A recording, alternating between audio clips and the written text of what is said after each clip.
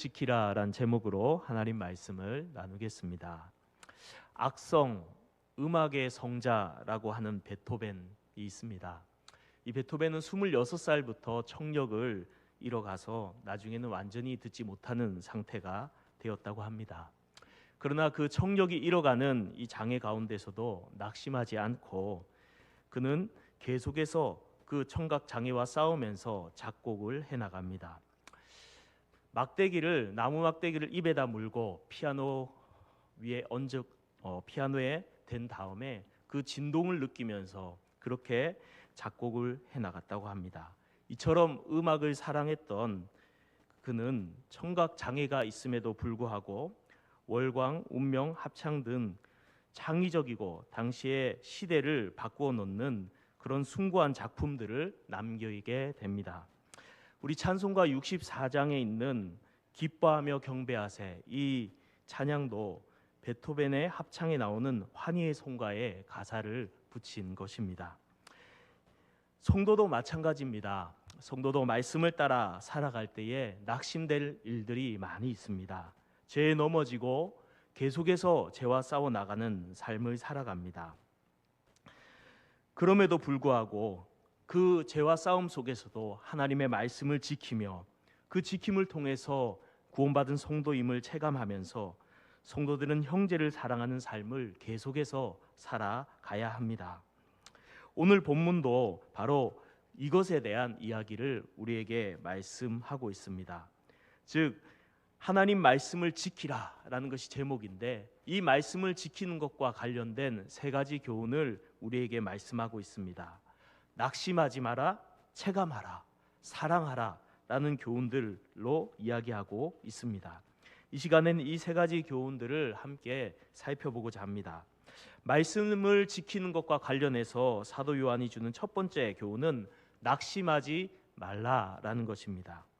다시 말해서 말씀대로 살아가다가 넘어진다 할지라도 낙심하지 말고 회개의 자리로 나아가라라고 말씀합니다. 오늘 본문 1절 상반절에 보니까 이렇게 사도 요한은 말합니다. 나의 자녀들아, 내가 이것을 너희에게 쓰면 너희로 죄를 범하지 않게 하려 함이라.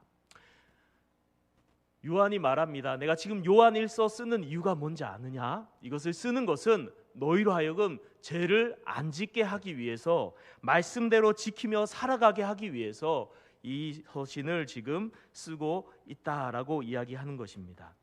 사랑하는 성도님들, 우리가 이 세상에서 죄를 아무렇지 않게 여기거나 가볍게 생각해서는 절대로 안 됩니다.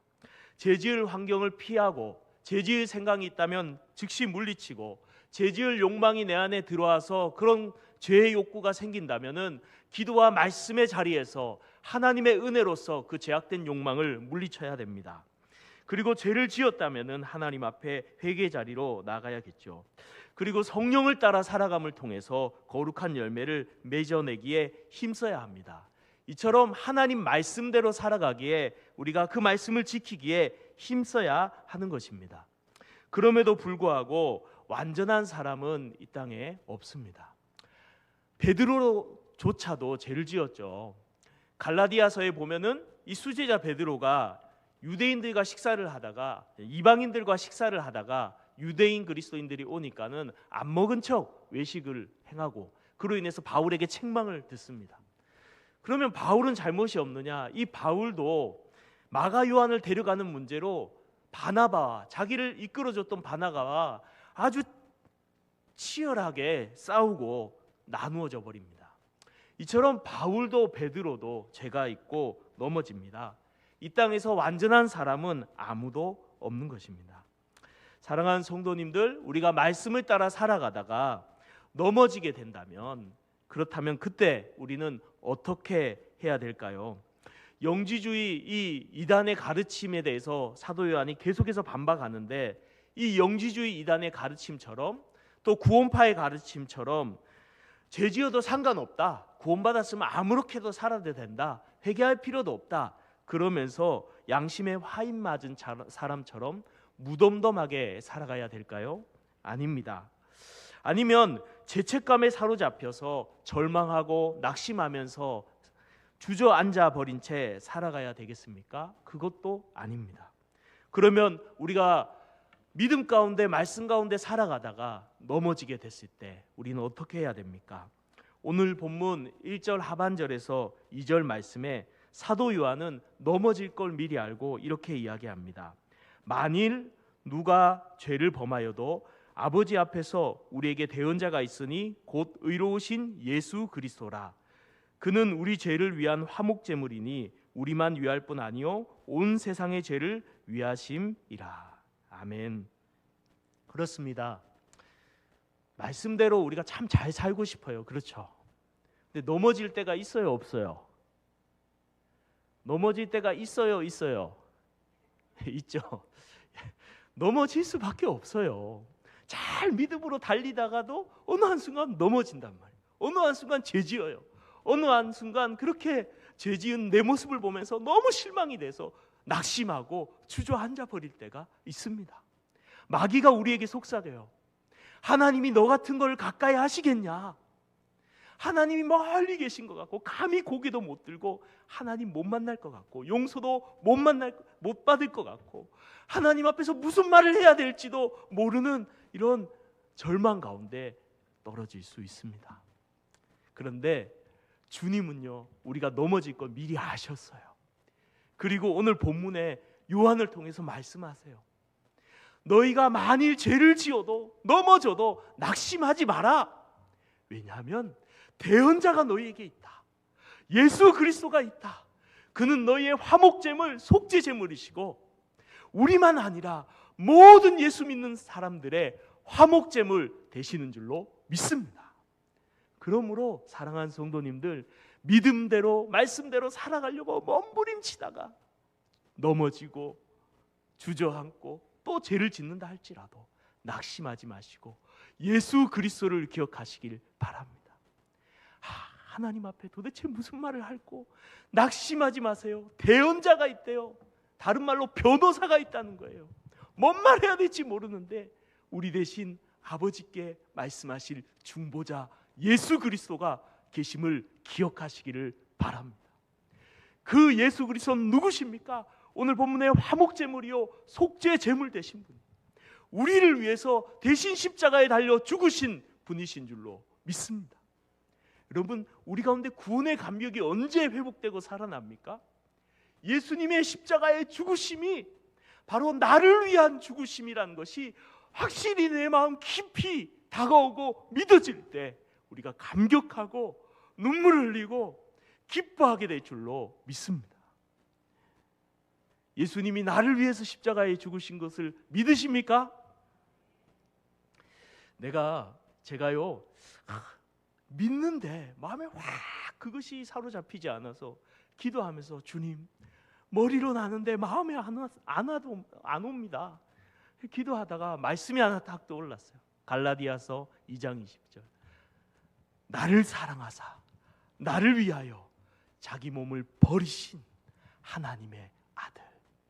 여러분, 이 말씀을 믿으십니까?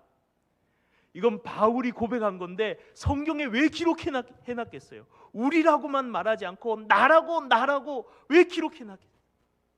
주님이 그 말씀을 통해 말씀하세요. 그 나가 내 자신도 해당된다는 거예요. 사랑하는 성도님들, 나를 위해서, 나의 죄를 씻기 위해서 예수 그리스도께서 십자가에 달려 죽으신 줄로 믿습니다. 우리가 그것을 정말 실감하게 된다면, 정말 믿는다면 우리가 이 모든 죄책감에서, 모든 정죄감에서 능히 벗어나게 될 줄로 믿습니다. 이렇게 제물로서 자신을 내어주신 예수 그리스도가 우리의 변호사가 되어서, 대언자가 되어서 하나님 아버지, 내가 바로 저 사람을 위해서, 저 성도를 위해서 십자가에 달려서 내가 죄값을 대신 치루었습니다. 그러므로 저 사람에게는 더 이상 정죄함이 없습니다 라고 우리 주 예수님께서 아버지 하나님 앞에서 말씀하시고 대언하심을 믿으시기를 바랍니다. 우리는 이 대언자, 우리를 위해 속죄제물 대신 예수 그리스도를 믿는 믿음을 가지고 은혜의 보좌 앞으로 긍휼하심을 얻기 위해, 은혜를 얻기 위해 담대히 나가야 될 줄로 믿습니다. 이 예수를 붙들고 회개의 자리로 나가야 될 줄로 믿습니다. 마귀가 아무리 정죄한다 할지라도 우리 주 예수 그리스도를 의지해서 주님, 내가 죄를 지었습니다. 아버지, 내가 죄를 지었습니다. 그러나 그리스도의 보혈의 그 피의 은혜가 나를 모든 죄에서 능히 사하심을 내가 믿습니다. 그 믿음을 가지고 회개하며 하나님 앞에 나아갈 때에 우리의 모든 죄를 다 사하여 주실 줄로 믿습니다. 그러므로 믿음 가운데 잘 살아보려고 하다가 넘어진다 할지라도, 죄를 짓는다 할지라도, 내가 또 넘어졌어, 내 자신이 한심스럽다 할지라도 낙심하지 말고, 나를 바라보지 말고 나를 위해 죽으신 예수를 바라보시길 바랍니다. 그때에 우리 가운데 하나님의 긍휼과 용서와 회복의 은혜가 있을 줄로 믿습니다. 우리 예수님도요, 아셨어요. 우리가 죄 지을 줄 아셨을까요? 아셨을까요? 정답의 선택권이 없습니다. 예수님 우리 죄를 지을 줄 알았어요. 예수님 믿고 나서도 또 넘어질 거 아셨어요. 그래서 예수님이 우리한테 기도의 표준문, 기도를 가르쳐 주실 때 주기도문 주셨잖아요. 거기에 무슨 말이 있습니까? 우리의 죄를 사하여 주옵시고. 날마다 기도의 표준으로 삼고 기도해야 될 그 내용에 우리 죄를 사하여 주옵시고를 넣어두신 거예요. 왜요? 우리는 단 하루도 죄 안 짓고 살아간 날이 없기 때문에 우리는 날마다 회개해야 될 줄로 믿습니다. 여러분, 매일 밖에서 들어가면 손발을 씻듯이, 샤워를 하듯이 우리는 매일 내 마음을 회개함으로 점검하고 씻는 삶을 살아가야 될 줄로 믿습니다. 우리는 죄책감에, 사단의 그 속삭임에 속아서 우울함 속에, 좌절 속에 주저앉아 있을 것이 아니라 십자가를 바라보고 일어나서 날마다 회개의 자리로, 눈물의 자리로, 은혜의 자리로, 용서의 자리로 나가야 될 줄로 믿습니다. 그러므로 우리는 날마다 십자가를 경험하게 될 것입니다. 그러므로 우리는 날마다 그 십자가 앞에서 내가 죄인임을 깨닫고 겸손히 은혜 아니면 살 수 없노라고 주님 앞에 고백하는 겸손한 믿음을 가지게 될 것입니다. 그 십자가에 감격하며 그 은혜가, 나 같은 죄인 살리신 은혜가 얼마나 큰가 하나님 앞에서 감사의 찬양을 올리게 될 것입니다. 그러므로 여러분, 주님이 가르쳐 주신 이 주기도문을 붙들고 우리는 날마다 하나님 앞에 회개의 삶을 살아가시기를 주님의 이름으로 축복합니다. 제가 가정 예배를 집에서 드리거든요. 애들한테 꼭 시키는 게 한 게 있어요. 오늘 지은 죄를 회개해라. 오늘 너네들이 죄 안 지었을 리가 없다. 나도 그렇고 우리 회개하자. 욥이 그랬더라고요. 자기 자녀들을 위해서 제사를, 번제를 드리며 회개했더라고요. 사랑하는 성도님들, 우린 죄인입니다. 맞죠? 제사함 받고 은혜 입고 용서받은 죄인입니다.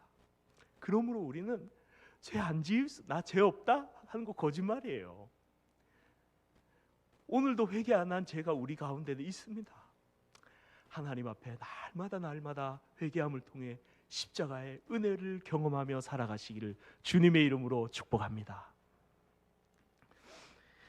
이 회개는 빨리 해야 돼요. 매일 할 뿐 아니라 빨리 해야 돼요. 이 죄를 회개하지 아니하고 쌓아두면 하나님하고 깨어진 그 관계 속에서 하나님이 주시는 화평, 은혜, 기쁨, 즐거움, 감격, 감사 못 누린 채 영적인 메마름 속에, 영적인 고통 속에 살아갈 수밖에 없습니다. 그러므로 계속해서 고통 가운데 머물지 마시고 속히 회개하시기를 주님의 이름으로 축복합니다. 회개하는 자에게 천국이 임할 줄로 믿습니다.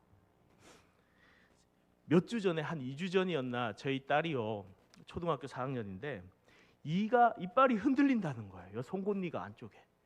그래가지고 그래, 치킨을 시켜줬는데 치킨도 못 먹고, 이가 흔들려서 그 좋아하는 치킨을 못 먹고 있는 거예요. 동생 2명만 시커 먹고. 그래서 제가 이를 뽑아줄까 했더니 무서워, 아파, 너무 아플 것 같아, 그러면서 도망가요. 조금 있다 지가 와가지고 아빠 뽑을까? 그래 뽑아줄까 하니까 아빠 아플 것 같아요. 또 도망가는. 몇 번을 왔다 갔다 하는 거예요. 그래서 제가 일로 와봐 상태를 일단 보자 하고 이빨을 딱 잡았어요. 절대 못 빠져나가게. 그리고 살짝 움직여 보니까는 많이 조금만 하면 톡 빠지겠어요. 그래서 톡 뺐어요. 이러다가 눈물 한 방울 떡 흘리다가 조금 지나니까 멀쩡해졌어요. 그 다음날 도시락 학교 가는데 점심 맛있는 거 나와서 맛있게 먹고 기분 좋게 왔어요. 그래서 제가 얘기했어요. 야, 이빨 안 뽑았으면 너 점심도 못 먹고 오늘 하루 종일 아픔이 계속됐을 텐데 뽑기 잘했지 하니까 수긍하더라고요. 사랑하는 성도님들, 이빨도 빨리 뽑아야 안 아픕니다. 우리 죄도 마찬가지예요. 우리 영혼을 괴롭게 하고 절망시키고 하나님 관계를 깨뜨리고 은혜 받지 못하게 하고 영혼을 힘들게 짓누르는 이 죄악을 속히 벗어버리시기를 바랍니다. 속히 회개하시기를 바랍니다. 속히 십자가 앞에 나가시기를 바랍니다. 우리의 대언자시요 화목제물이신 예수 그리스도를 믿음으로 회개의 자리에 나가시길 바랍니다. 그때에 우리의 심령 가운데 하나님의 회복의 은혜가 있을 줄로 믿습니다. 두 번째, 오늘 말씀을 지키는 것과 관련해서 주시는 두 번째 교훈은 체감하라라는 것입니다. 체감하라. 다시 말해서 내가 구원받은 것을 체감하라. 확인하는 삶을 살아가라. 확증하는 삶을 살아가라라는 말씀입니다. 우리가 처음 예수님 믿었을 때 어떠셨어요? 기쁨이 넘쳤죠? 감격이 넘쳤어요. 근데 시간이 지나가고 오래되면서 점점 회의감이 찾아올 수 있습니다. 어떻게 해요? 내 자신을 보니까 맨날 죄에 넘어질 뿐 아니라 또 성격도 안 변하고 여전히 그렇게 못난 모습이 있는 내 모습을 보면서 야, 내가 정말 구원받은 거 맞나? 내가 진짜 그리스도인일까? 내 자신이 참 회의감이 들 때가 있을까요? 없을까요? 예, 있어요. 그럴 때가 찾아올 수 있습니다. 그러할 때 우리가 어떻게 내가 구원받은 자임을 체감하고 확인하고 확증할 수 있을까요? 내 자신에게. 오늘 본문 3절 4절에 답이 있습니다. 3절 4절 말씀해 보니까 이렇게 말합니다. 우리가 그의 계명을 지키면 이로써 우리가 그를 아는 줄로 알 것이요 그를 아노라 하고 그의 계명을 지키지 아니하면 거짓말하는 자요 진리가 그 속에 있지 아니하되. 여기서 보면은 계명을 지키면 하나님을 아는 줄로 우리가 안다, 알게 된다 이렇게 말해요. 여기서 아는 것을 안다, 알다라는 표현이 많이 나오죠. 이 이유는 이 영지주의 이단이 지식이란 용어, 안다는 용어를 많이 사용했거든요. 내가 하나님 안다 이렇게 이단들이 말하는 거예요. 근데 삶은 개판인 거예요. 그래서 사도 요한이 그들이 쓰는 용어를 가지고 다시 이야기합니다. 하나님을 안다고? 진짜 하나님을 아는 게 뭔 줄 알아? 그것은 말씀을 지키는 거야. 말씀을 지키는 사람이야말로 정말 하나님과의 뭔가 관계가 있는 사람이고 구원받은 사람이고 하나님을 참으로 아는 사람이야 라고 이야기하고 있는 것입니다. 사랑하는 성도님들, 우리가 하나님을 정말 안다면, 정말 구원을 받았다면 그 하나님의 말씀을 소중히 여기게 되고 그 말씀을 지키는 삶으로 나아가게 될 줄로 믿습니다. 그래서 말씀을 지키는 것을 보면 이 사람은 하나님을 아는 사람이구나, 이 사람은 하나님하고 관계 있는 사람이구나, 하나님의 자녀이구나 라는 것을 우리 자신이 알 수 있다라고 이야기하는 것입니다. 어떤 사람이 친구 집에 놀러 갔대요. 근데 3대째 내려오는 커다란 시계를 보여줘요. 태엽으로 감는 거 있잖아요. 그러면서 이게 3대째 내려오는 우리 집안의 가보 같은 시계인데 우리 할아버지가 75년 동안 쓰시고 우리 아버지도 이걸 보고 일어나시고 나도 이걸 보면서 학교 갔었어. 자, 볼래? 태엽을 감아볼게. 딱 감았더니 정말 소리가 착착착착 나는 거예요. 그러면서 봐, 이 시계는 아주 정확한 시계야. 우리 옛날에 이거 보면서 살았어. 그런데 문제가 있었어요. 그 시계에 바늘이 하나도 없는 거예요. 시계는 시계가 가는데 시간을 안 알려줘. 알 수가 없어. 어떻게 하려는 거예요? 바늘이 없는데. 우리도 마찬가지입니다. 나 예수 믿어. 나 구원 받았어. 나 하나님 알아. 어떻게 알아요?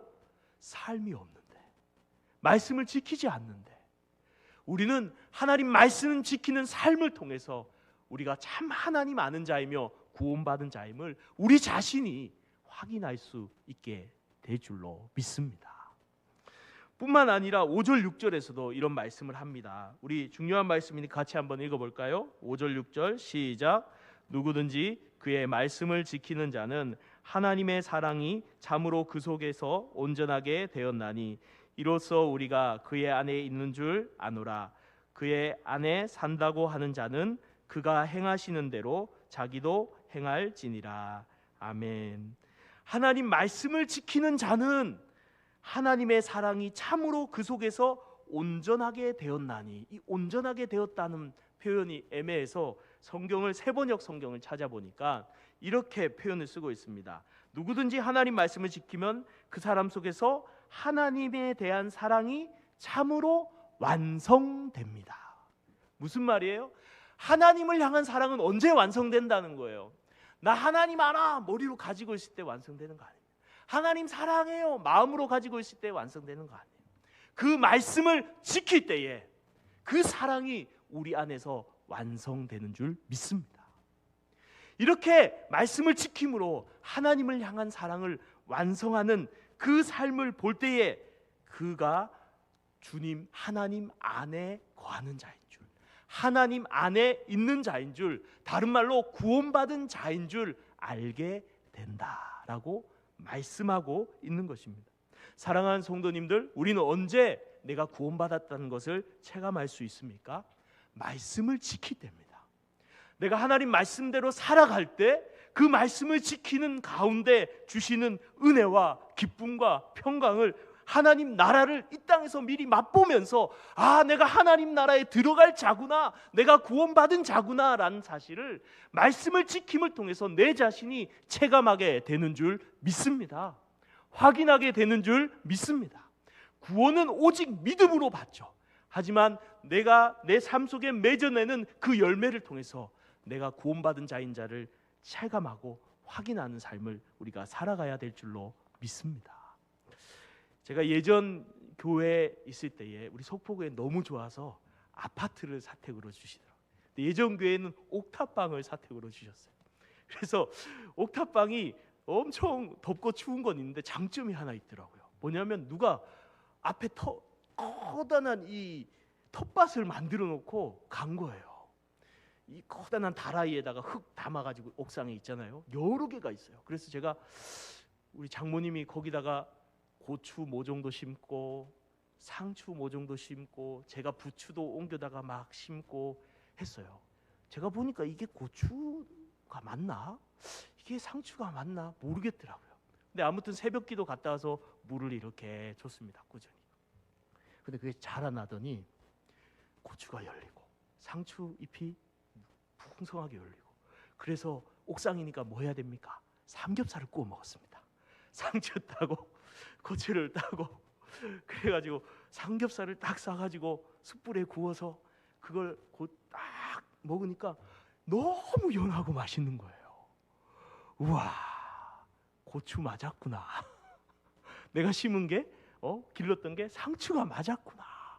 내가 체감하고 느끼면서 머리로 알고 있던 게 내 몸으로 느껴지면서 아, 맞았구나. 이게 상추구나. 이게 고추구나. 알게 됐어요. 우리 구원도 마찬가지예요. 우리가 믿음으로 구원받은 줄 믿습니다. 그런데 내가 구원받은 자임을 하나님 나라를 이 땅에서 체감하면서 살아가는 방법, 확인하면서 살아가는 방법은 하나님의 말씀을 지키는 것인 줄로 믿습니다. 그 말씀을 지킨 가운데 우리가 이 땅에서 천국의 평안과 기쁨과 은혜와 열매를 누리게 될 줄 믿습니다. 이것이 얼마나 신나는지요. 우와, 이 땅에서 천국 생활하니까요 얼마나 기뻐요. 말씀대로 사는 게. 그래서 더 신나게 말씀대로 살아가게 되는 것입니다. 그러므로 사랑하는 성도님들, 이 땅에서 천국을 체감하시길 주님의 이름으로 축복합니다. 그것은 하나님 말씀대로 살아보는 것입니다. 그때 하나님을 향한 사랑이 우리 안에서 완성될 줄로 믿습니다. 세 번째, 오늘 본문을 통해서 주시는 교훈은 말씀을 지키는 것과 관련해서 주시는 세 번째 교훈은 사랑하라라는 것입니다. 형제를 사랑하라라고 말씀하고 있습니다. 7절 8절 말씀에 이렇게 말씀합니다. 사랑하는 자들아, 내가 새 계명을 너희에게 쓰는 것이 아니라 너희가 처음부터 가진 옛 계명이니 이 계명은 너희가 들은 바 말씀이거니와 다시 내가 너희에게 새 계명을 쓰노니 그에게와 너희에게도 참된 것이라. 이는 어둠이 지나가고 참빛이 벌써 비침이니라. 아멘. 요한이 말합니다. 내가 너희에게 새 계명을 쓴다. 근데 이 새 계명은 새 계명이 아니라 옛날부터 있어 왔던 옛 계명이다. 너희 이미 아는 계명이다. 그 이해가 안 되죠. 아니 그럼 옛 계명이라 하면 되는데 왜 이 계명 내용은 아시죠? 서로 사랑하라. 자, 이 옛날부터 구약 때부터 오던 계명, 옛 계명이라 하면 되는데 이걸 왜 새 계명이라고 불렀을까요? 요한이 왜 이렇게 부르고 있을까요?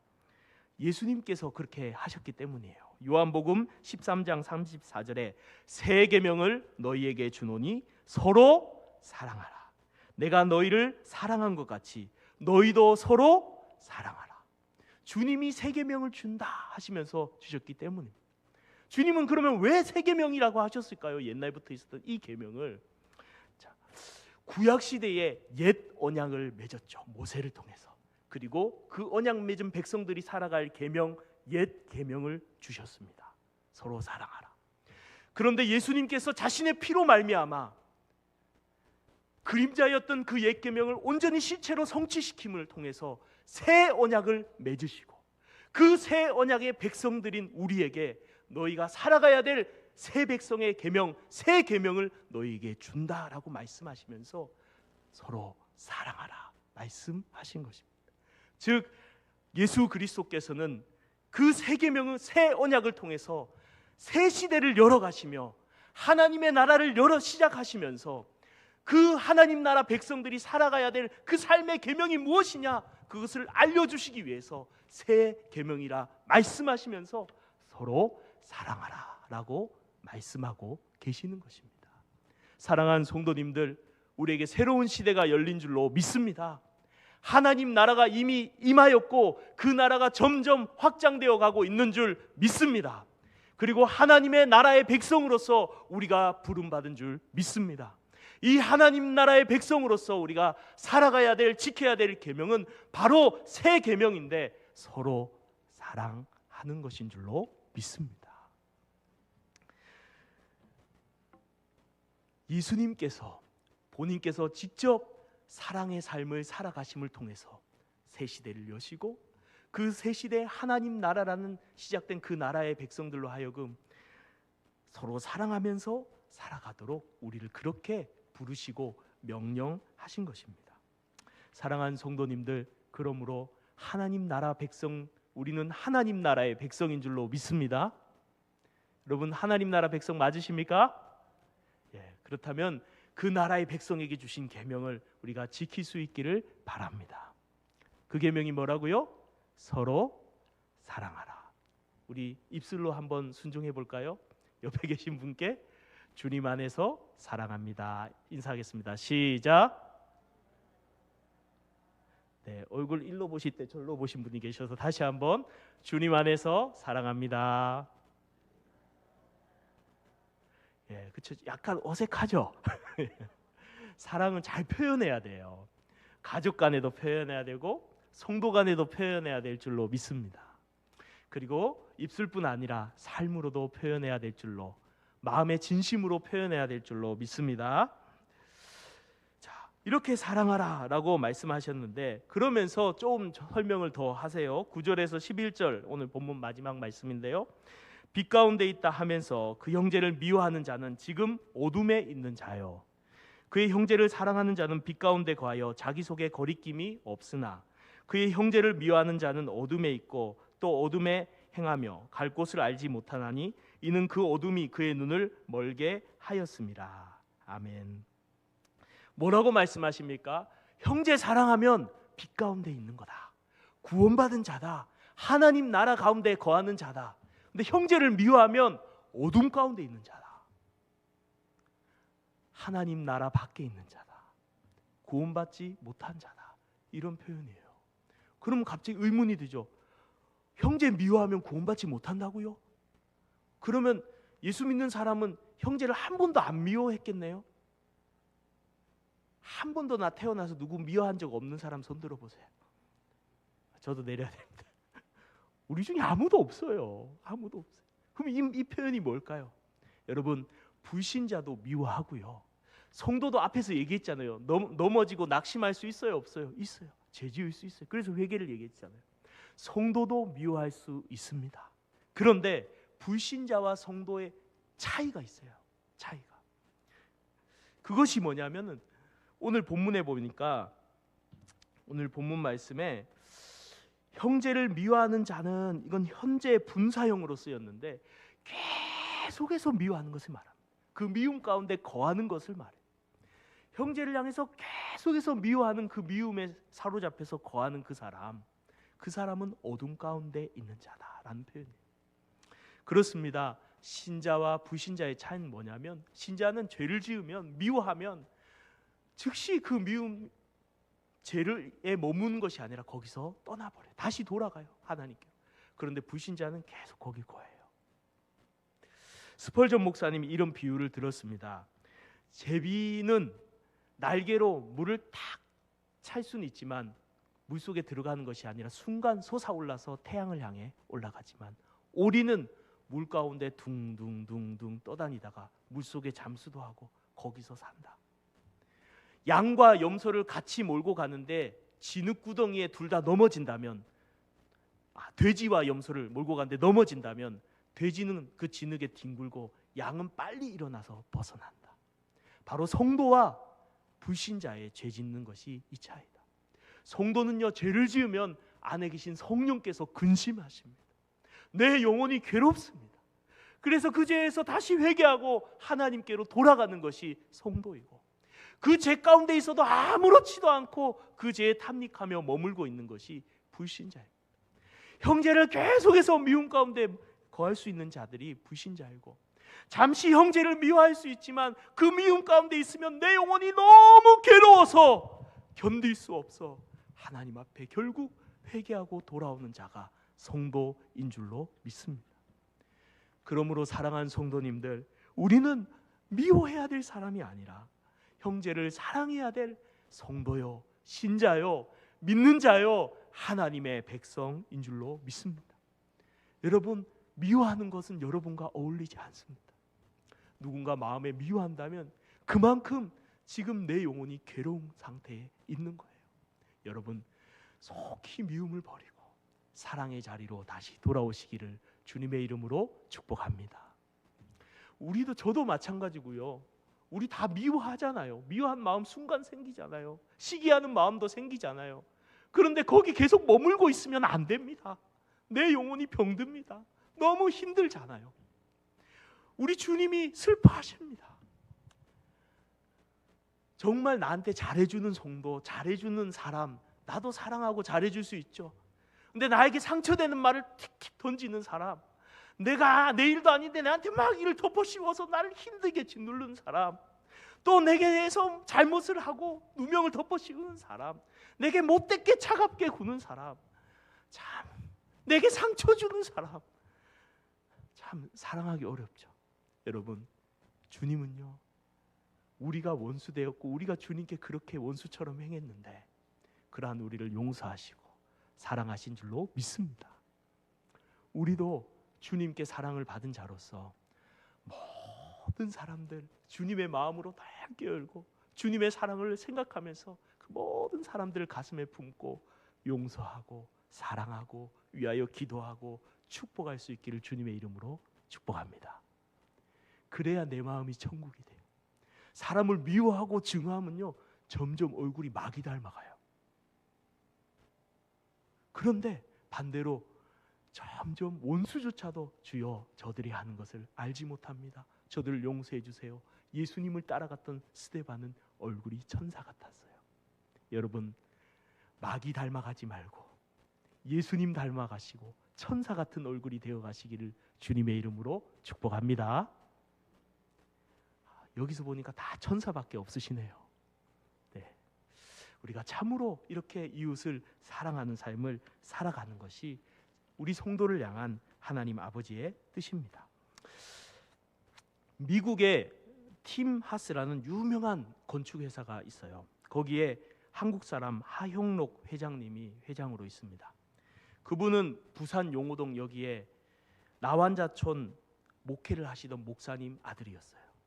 근데 그분이 미국으로 가셔서 공부를 했는데 조기 졸업을 하고 큰 회사에 들어갔는데 초고속 승진을 해서 임원의 자리에 아주 20대 28에 임원이 되어버리고 아주 잘 나간 삶을 살았어요. 근데 갑자기 심장에 이상이 온 겁니다. 심장이 점점 죽어가는 거예요. 그래서 의사한테 물어보니까는 이식을 받지 않으면 죽는다는 것입니다. 5개월 동안 기다려서 아주 좋은 심장이 나타났어요. 그래서 의사가 오면서 아주 좋은 심장, 혈액형도 맞고 딱 좋은 심장이 나타났다고, 건강한 심장이 있다고 말하는 거예요. 그러면서 빨리 수술해야 된다고, 지금 위독하다고 하면서 막 일을 하는데 이렇게 혼잣말로 대화를 하면서 말하면서 얼마 전에 헬기 타고 온 여자가 있는데 그 여자는 심장이 없어서 이틀 안에 죽게 됐는데, 이런 이야기를 하면서 그 여자도 이 심장하고 딱 맞는데 혈액형도 그렇고 혼잣말로 했는데 들은 거예요. 근데 하필 이 장로님이 병원에 있으면서 성경을 계속 읽다가 말씀을 계속 읽었는데 자기도 감당하지 못하게 이 말씀이 자기를 꽝 부딪혀 오는 거예요. 무슨 말씀이요? 내 이웃을 내 몸같이 사랑해라. 그 말씀이 감당할 수가 없는 거예요. 그 말씀이 그를 사로잡고. 그래서 의사한테 물어봤어요. 아니 그 여자야 수술 안 하면 이틀 안에 죽는 거 맞습니까? 이틀 안에 죽는다고. 그러면 나는 수술 안 하면 얼마나 삽니까? 일주일 사는데 기계를 통해서 이렇게 하면 3주까지 연장할 수 있다고. 그러면 이 심장을 이 여자에게 주십시오. 아니 당신 죽을 수도 있습니다. 그런 말 하면 안 됩니다. 당신은 5개월이나 기다렸고 이 여자는 이틀밖에 안 기다렸기 때문에 안 됩니다. 아닙니다. 주십시오. 그리고 심장을 주었어요. 그 여자는 살게 되었고 본인에게는 심장이 나타났는데 안 좋은 심장이 왔어요. 그래서 조금 있다가 다시 심장 재수술을 해서 다시 이식을 2번째 받고 법적으로 미국에 3번 이상 못 받게 돼 있대요. 이 심장이 멈추면 자기는 죽는데 나 생명 다하는 날까지 주님 말씀대로 살겠다고 잠언 말씀을 가지고 회사를 경영하는데 말씀을 붙들고 목숨 걸고 살아가고 있는 거예요. 정말 대단하시더라고요. 이웃을 사랑하는 게 남 얘기인 줄 알았는데, 목사님이나 지키는 이야기인 줄 알았는데 하나님이 나한테 지키는 말씀으로 말씀하셨다고 고백하시더라고요. 여러분, 이웃을 내 몸과 같이 사랑하라. 그러려면 내가 손해 볼 수 있습니다. 내가 더 수고해야 되고요. 내가 누릴 거 더 못 누리게 되고요. 내가 더 힘들 수도 있습니다. 그럼에도 불구하고 우리는 주님의 이 말씀 붙들고 순종해야 될 줄로 믿습니다. 그것을 통해서 하나님의 나라가 이 땅 가운데 이루어져 가는 것입니다. 말씀을 맺겠습니다. 오늘 말씀을 통해서 우리에게 하나님 말씀하셨습니다. 말씀을 지켜라 라고 말하면서 3가지 지키다가 넘어지더라도 낙심하지 말고 십자가 바라보고 회개해라. 그리고 말씀을 지킴을 통해서 천국을 이 땅 가운데 체감하며 형제 사랑하는 삶을 살아가라. 오늘 이 말씀을 우리가 기억하면서 주님, 저희도 그렇게 살 수 있기를 원합니다. 기도할 수 있기를 주님의 이름으로 축복합니다.